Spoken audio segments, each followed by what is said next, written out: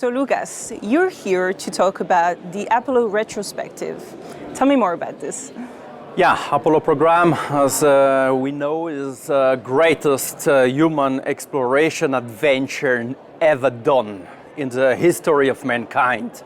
And to make this very clear, 500 years after discovery of America, we discovered a new world. What for a world? The moon. And that's done through the Apollo program. So it's very important, the story of mankind. And for me, it's very important that we remember that story as true with facts and by meeting people and astronauts, engineers, people mission control, and to keep that story alive. Very important. You're passionate about Apollo missions and you met a lot of former astronauts. Is there something that surprised you? Yeah. That surprised me at most, and to see that in a circle you see all kind of personality you can find on the street as an astronaut. Because I was thinking, to be an astronaut, the selection criteria is so small, so tiny, you have to go through it. But in fact, that's all kind of personality.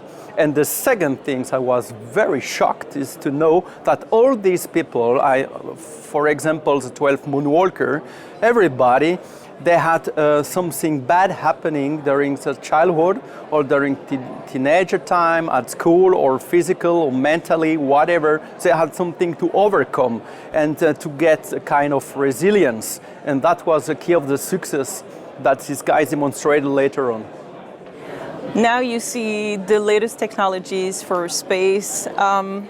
What are you looking at in particular?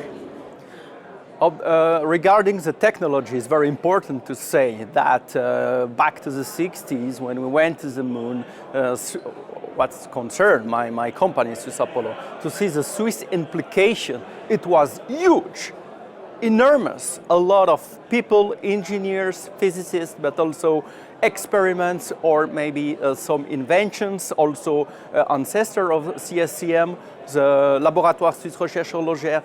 They did a lot of things, a lot of high technology or deep tech to go to the moon and from Switzerland. And Switzerland is a place in the world with the highest density of innovation capability.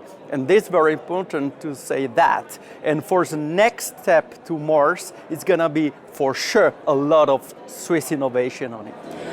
It's a retrospective, but you also keep an eye on the future.